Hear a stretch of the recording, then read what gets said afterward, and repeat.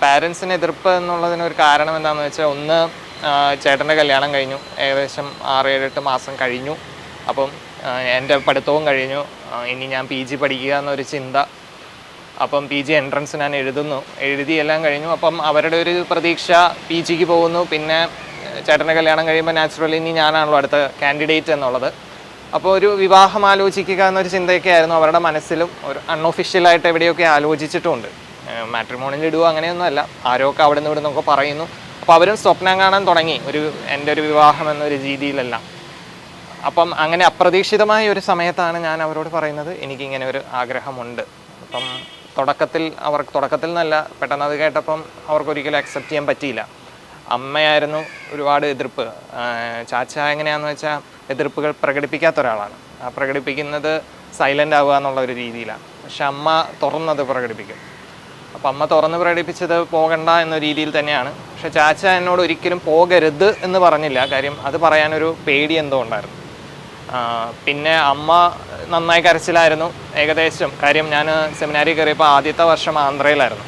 അപ്പോൾ ഞാൻ അവരിൽ നിന്നും ഒരുപാട് അകലെ പോയി. അവർക്ക് എന്നെ കാണാനും പറ്റില്ല, ഒന്നും പറ്റില്ല. അപ്പോൾ അത് അവരെ ഒരുപാട് വിഷമിപ്പിച്ചു. ഒന്ന് വീട്ടിൽ അസുഖങ്ങളൊക്കെ ഉണ്ട്. അപ്പോൾ ഈ അസുഖം കൂടിയാൽ എന്ത് ചെയ്യും, അങ്ങനത്തെ ചിന്ത വന്നു. അപ്പം അമ്മ ശരിക്കും പറഞ്ഞാൽ ഏകദേശം ആദ്യത്തെ ഒരു വർഷം ശരിക്കും കരഞ്ഞു തന്നെയായിരുന്നു തീർത്തത്.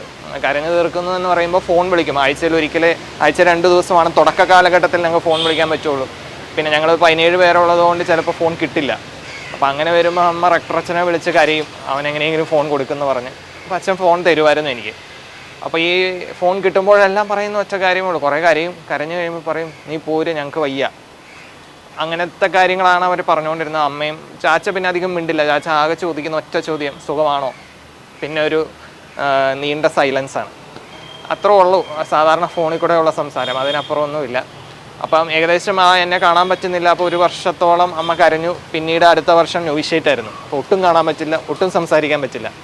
അതും വീണ്ടും വലിയൊരു വിഷമമായിരുന്നു. ഞാൻ ആദ്യത്തെ വർഷം കഴിഞ്ഞ് വെക്കേഷന് തിരിച്ചു വന്ന് വെക്കേഷന് വരുമ്പോഴും വെക്കേഷൻ കഴിഞ്ഞ് ഞാൻ പോകാൻ നിൽക്കുമ്പോഴും അമ്മയുടെ ചോദ്യം ഒന്ന് മാത്രമേ ഉള്ളൂ, പോകണോ, വേണ്ടല്ലോ, എടാ നീ ഇവിടെ നിൽക്ക്. അപ്പം കരഞ്ഞുകൊണ്ടാണ് ഇറക്കി വിടുന്നതല്ല. പോകുന്നു. ഈവൻ നോവിഷ്യേറ്റിൽ ഞങ്ങൾക്ക് ഫോൺ അലൗഡ് അല്ല, വിളിക്കാൻ പാടില്ല എന്നുള്ളതാണ്. പക്ഷെ അമ്മ കരഞ്ഞ് ഒരു 5-6 പ്രാവശ്യമെങ്കിലും വിളിച്ചിട്ടുണ്ട്. അപ്പോഴെല്ലാം എൻ്റെ ഗുരുവച്ചൻ എനിക്ക് ഫോൺ തരുമായിരുന്നു, നീ സംസാരിക്കുക, അസുഖമുള്ളവരൊക്കെ അല്ലേ, വിഷമിപ്പിക്കേണ്ടെന്ന് പറയും. സംസാരിക്കുമ്പോൾ ഇത് തന്നെ പറയാറുള്ളൂ, തിരിച്ചു പോര് എന്നൊരു കഥയാണ്.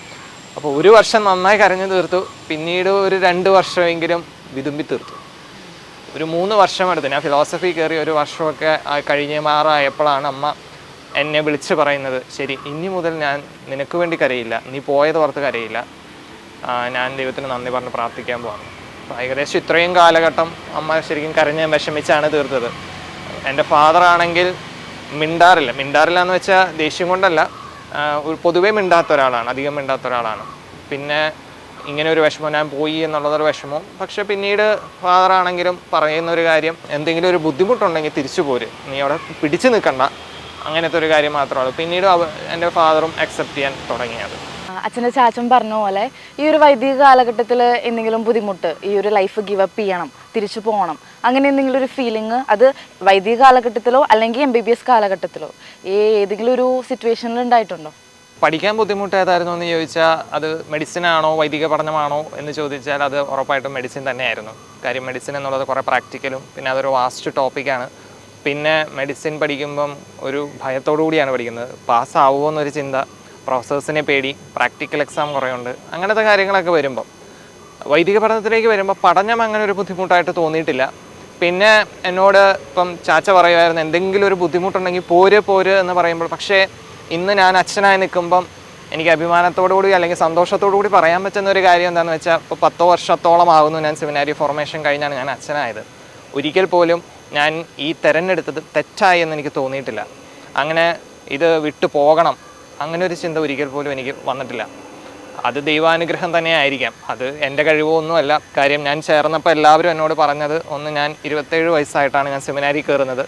അപ്പോൾ മൈനസ് സെമിനാരിയിൽ എൻ്റെ കൂടെയുള്ള എല്ലാവരും 10ാം ക്ലാസ് കഴിഞ്ഞ് വന്നവരാണ്. അപ്പോൾ ഏകദേശം ഒരു 10 വയസ്സ് ഡിഫറൻസ്, 10 കൂടുതൽ ചിലപ്പോൾ ഉണ്ടാകാം, ബാക്കി പിള്ളേരായിട്ടുണ്ട്. അപ്പം അവരുടെ ഈ കുട്ടിത്തം വിട്ടുമാറിയിട്ടില്ല. അപ്പം സെമിനാരിയിൽ വരുമ്പം അവരുടെ ലൈഫ് കാണുമ്പോഴോ അതല്ലെങ്കിൽ അവരുടെ കളി കാണുമ്പം ചിലപ്പം നമുക്ക് ഒരു റീതിങ്കിങ് വരുമായിരിക്കാം. അയ്യോ ഇതാണോ സെമിനാരി ലൈഫ്, അവരോടൊപ്പം എങ്ങനെ ജീവിക്കും.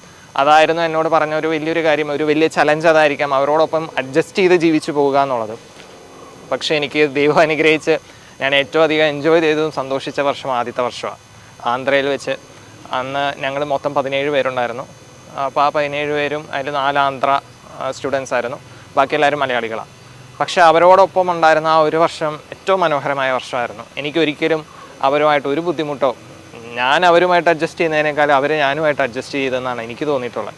അപ്പോൾ അത് വളരെ സന്തോഷകരമായ ഒരു വർഷമായിരുന്നു. പിന്നീട് അങ്ങനെ എല്ലാ വർഷവും എനിക്കറിയാം. കാര്യം ഒന്ന് ഇതിനകത്തൊരു ബുദ്ധിമുട്ട് വരുന്നത് എന്താണെന്ന് വെച്ചാൽ, ഞാൻ പിന്നീട് മനസ്സിലാക്കിയത് മെഡിക്കൽ കോളേജ് എന്ന് പറയുമ്പോൾ നമുക്ക് പ്രത്യേകിച്ച് ഒരു ടൈം ടേബിൾ ഒന്നുമില്ല. എഴുന്നേൽക്കുന്നത് ഇപ്പം 8 മണിക്ക് ക്ലാസ് തുടങ്ങുമെങ്കിൽ ചിലപ്പോൾ 7:30 എഴുന്നേറ്റാൽ മതി. ആരും അന്വേഷിക്കാനില്ല, ചോദിക്കാനുമില്ല, പറയാനുമില്ല. ക്ലാസ് കഴിയുമ്പോൾ എങ്ങോട്ട് വേണമെങ്കിലും പോകാം, എപ്പോൾ വേണമെങ്കിലും തിരിച്ചു വരാം. അപ്പം അങ്ങനെ ഒരു പ്രത്യേക ടൈം ടേബിളിലൂടെ നടന്നു പോകുന്ന ഒരു ജീവിതമല്ല മെഡിസിൻ എന്നുള്ളത്. പക്ഷേ സെമിനാരി വരുമ്പോൾ കൃത്യമായ ടൈം ടേബിൾ, നമ്മൾ ഇന്ന സമയത്ത് എഴുന്നേൽക്കണം, ഇന്ന സമയത്ത് ഇന്ന കാര്യം ചെയ്യണം, ഇന്ന സമയത്ത് പ്രാർത്ഥിക്കണം, ഇന്ന സമയത്ത് പഠിക്കണം. അപ്പോൾ ആ ടൈം ടേബിളിനോട് അഡ്ജസ്റ്റ് ആവാൻ പറ്റുമോ എന്നുള്ളൊരു ചിന്തയായിരുന്നു വേറെ ഉണ്ടായിരുന്നത്. പക്ഷേ എനിക്ക് തോന്നുന്നു ആ ടൈം ടേബിൾ എനിക്ക് വലിയ ബുദ്ധിമുട്ടായിട്ട് തോന്നിയില്ല. അതിന് കാരണം മിക്കവാറും ഇത്രയേ ഉള്ളൂ. ഒന്ന്, എൻ്റെ വീട്ടിൽ നല്ലൊരു ട്രെയിനിങ് ഉണ്ടായിരുന്നു. എല്ലാ അവധി ദിവസങ്ങളിൽ പള്ളിയിൽ പോകുക എന്നുള്ളത് എൻ്റെ അപ്പനും അമ്മയ്ക്കും നിർബന്ധമായിരുന്നു. അപ്പോൾ അങ്ങനെ ഒരു വളർന്നു വന്നൊരു പയ്യനാണ് ഞാൻ. പിന്നെ മാത്രമല്ല, +1 +2 പഠിച്ചത് ഞാൻ മെഡിക്കൽ എൻട്രൻസിന് വേണ്ടി പ്രിപ്പയർ ചെയ്തതെല്ലാം തൃശ്ശൂർ പ്രൊഫസർ PC തോമസ് സാറിൻ്റെ ഇൻസ്റ്റിറ്റ്യൂട്ടിൽ വെച്ചാണ്. അപ്പോൾ PC തോമസ് സാറിൻ്റെ ഇൻസ്റ്റിറ്റ്യൂട്ടിലുള്ള ടൈം ടേബിൾ വെച്ച് നോക്കുമ്പം സെമിനാരി ടൈം ടേബിൾ ഒന്നുമല്ല. കാര്യം സെമിനാരിയിൽ 5:30 എഴുന്നേറ്റാൽ മതിയെങ്കിൽ സാറിൻ്റെ ഇൻസ്റ്റിറ്റ്യൂട്ടിൽ 5 മണിക്ക് എഴുന്നേക്കണം. 5 മണിക്ക് എഴുന്നേറ്റ് 5:45 കുർബാനയ്ക്ക് പോകണം. പിന്നെ അവിടുത്തെ അത്രയും ഒരു റിഗറസ് ടൈം ടേബിൾ ഞാൻ സെമിനാരി കണ്ടിട്ടില്ല. അപ്പോൾ ആ ടൈം ടേബിളിലൂടെ ജീവിച്ച് വന്ന് എനിക്ക് സെമിനാരി ടൈം ടേബിൾ എന്നുള്ളത് ഒരു ബുദ്ധിമുട്ടായിട്ട് എനിക്ക് ഒരിക്കലും വന്നില്ല. അപ്പം അങ്ങനെ ഒരു അനുഗ്രഹമായിരുന്നു. അതുകൊണ്ട് എനിക്ക് തന്നെ പറയാം, ഇപ്പോഴും ഞാൻ പറയുന്നു, മെഡിക്കൽ പ്രൊഫഷൻ മാറ്റിവെച്ച് ഞാൻ ഇങ്ങനെ വൈദിക പഠനത്തിന് വന്നിട്ട് വൈദികനാകുമ്പോൾ ഒരിക്കൽ പോലും ഇത് തെറ്റായി എന്നൊരു ചിന്ത എൻ്റെ മനസ്സിൽ വന്നിട്ടില്ല.